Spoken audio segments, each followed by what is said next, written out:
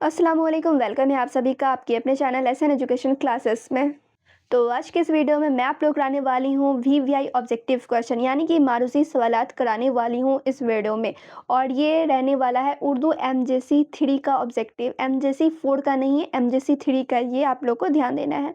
और ये वीडियो कोई एक यूनिवर्सिटी के लिए नहीं है, ब्राबू या एलएनएमयू या फिर बीएनएमयू, ये सभी बिहार यूनिवर्सिटी के लिए रहने वाला है। तो चलिए वीडियो को मैं स्टार्ट करती हूँ। तो यहाँ पर आप लोग देखेंगे ऑब्जेक्टिव क्वेश्चन। उससे पहले मैं एक चीज़ और क्लियर कर दूँ कि उर्दू एमजेसी 3 के जितने भी चैप्टर्स हैं, सारे चैप्टर का एक्सप्लेनेशन वाला वीडियो आप लोग को मिल जाएगा। कहाँ पर मिलेगा तो आप लोग प्लेलिस्ट चेक कर सकते हैं या फिर मैं प्लेलिस्ट का लिंक डिस्क्रिप्शन में दे दूँगी। तो यहाँ पे अब आप लोग देखेंगे सबसे पहला जो सवाल है, नज़्म के लग़वी मानी क्या है? तो नज़्म का लग़वी मानी क्या होता है? तो मोतियों को एक लड़ी में परोना होता है, ठीक है? तो यहाँ पे आप लोग का ऑप्शन जिम हो जाएगा राइट आंसर। फिर आप लोग देखेंगे नेक्स्ट क्वेश्चन है, नज़्म किस ज़बान का लफ्ज़ है? तो नज़्म जो है किस ज़बान का लफ्ज़ है? अरबी, फ़ारसी, किस ज़बान का लफ्ज़ होगा? तो अरबी। बहुत लोगों को इन्हीं दोनों ऑप्शन में कन्फ्यूज़न होती है कि अरबी से आया है या फिर फ़ारसी।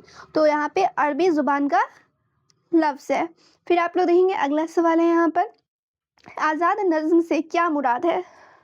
तो आज़ाद नज़्म से क्या मुराद है? तो काफ़िया रदीफ़ की पाबंदी न हो और मिसरे छोटे बड़े हों, ठीक है? तो यहाँ पे आप लोग का ऑप्शन बी हो जाएगा सही जवाब। नेक्स्ट क्वेश्चन है, इनमें से कौन नज़्म की एक किस्म नहीं है? यानी यहाँ पे आप लोग देखोगे 4 ऑप्शन दिया हुआ है और इसमें से कौन-सा है जो नज़्म का किस्म नहीं है? तो बहरी नज़्म जो है ये नज़्म का किस्म नहीं है। बाकी यहाँ पे पाबंद नज़्म, मारी नज़्म, नसरी नज़्म, ये सब क्या है? तो नज़्म की ही किस्में हैं। नज़्म की कितनी किस्में होती हैं? तो 3 किस्में होती हैं। कौन-कौन होगी? तो पाबंद नज़्म और मारी नज़्म और नसरी नज़्म।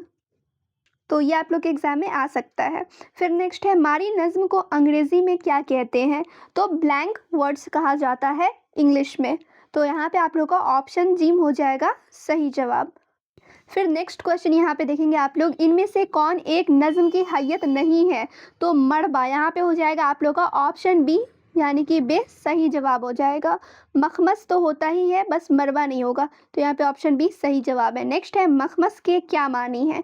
यानी मखमस का क्या मानी होता है? तो 5, ठीक है।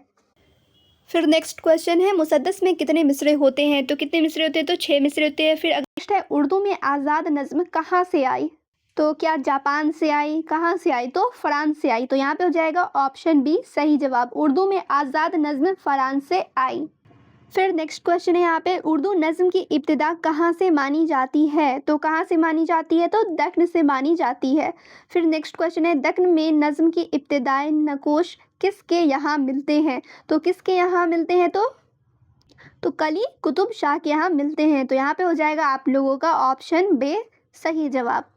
फिर यहाँ पे आप लोग देखेंगे नेक्स्ट क्वेश्चन, शुमाली हिंद में नज़्म के इब्तदाई नकोश किसके यहाँ मिलते हैं? तो किसके यहाँ मिलते हैं? तो अफजल झंझानवी के यहाँ मिलते हैं। फिर अगला सवाल है यहाँ पे, उर्दू में नज़्म का बाकायदा आगाज़ किससे होता है? तो किससे होता है? तो यहाँ पे आप लोग देखेंगे नज़ीर अकबर आबादी, इन्हीं से उर्दू में नज़्म का बाकायदा आगाज़ होता है। फिर अगला सवाल है, नज़ीर अकबर आबादी की नज़्मों का मौजू क्या है? तो क्या मौजू होता है? तो हिंदुस्तानी तहज़ीब।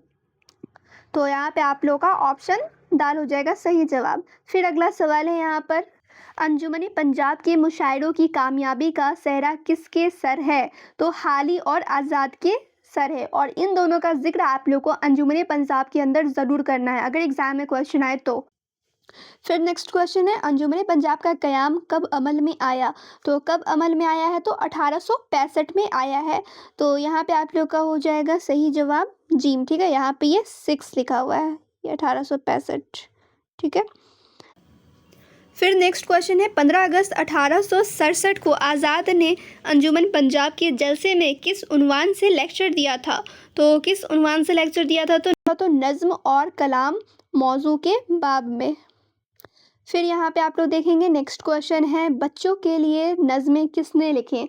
तो बच्चों के लिए नज़में किसने लिखी थी? तो इस्माइल मेठी ने लिखी थी। नेक्स्ट क्वेश्चन है, बच्चों के शायर 10 झील में से किसे कहा जाता है? तो किसे कहा जाता है? तो इस्माइल मेठी को कहा जाता है। अगला सवाल है, शब कदर किसकी नज़्म है? तो किसकी नज़्म है? तो आज़ाद की नज़्म है। फिर नेक्स्ट क्वेश्चन देखेंगे आप लोग, बरखारत किसकी नज़्म है? तो बरखारत किसकी नज़्म है? तो हाली की नज़्म है। और ये आप लोगों को सेकेंड चैप्टर में नहीं, थर्ड चैप्टर में पढ़ना है, ठीक है? सेकंड चैप्टर में तो आदमीनामा पढ़ना है, थर्ड चैप्टर में आप लोग को पढ़ना है। और इस पे तो मैंने पहले ही लेक्चर ले रखा है, जिन्होंने वो वीडियो नहीं देखी है देख लेना, लिंक डिस्क्रिप्शन में मिल जाएगी। नेक्स्ट क्वेश्चन है, अवामी शायर किसे कहा जाता है?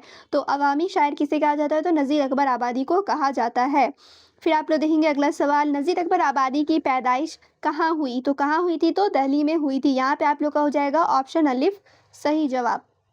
अब यहाँ पे आप लोग देखेंगे नेक्स्ट और लास्ट क्वेश्चन इस वीडियो का। तो क्वेश्चन है, नज़ीर अकबर आबादी ने किसके जज्बात की तर्जुमानी की? तो अवामी जज्बात की तर्जुमानी की। तो यहाँ पे आप लोग का ऑप्शन दाल हो जाएगा सही जवाब। तो यहाँ पर आप लोग का टोटल 24 ऑब्जेक्टिव कंप्लीट होता हुआ, और जितने भी ऑब्जेक्टिव यहाँ पे मैंने कराए हैं सब वीवीआई क्वेश्चन है। सो आप लोग पूरा अच्छे से कर लें। एक बार में वीडियो देख के समझ में नहीं आ रहा, 2 बार देखें, 3 बार देखें, सारे क्वेश्चन आंसर याद हो जाएगा। नेक्स्ट पार्ट भी बहुत जल्द आने वाला है, उससे पहले आप लोग वीडियो को लाइक शेयर कर लें। अगर किसी ने चैनल को सब्सक्राइब नहीं किया है तो कर लेना, आप ही लोग का फ़ायदा है।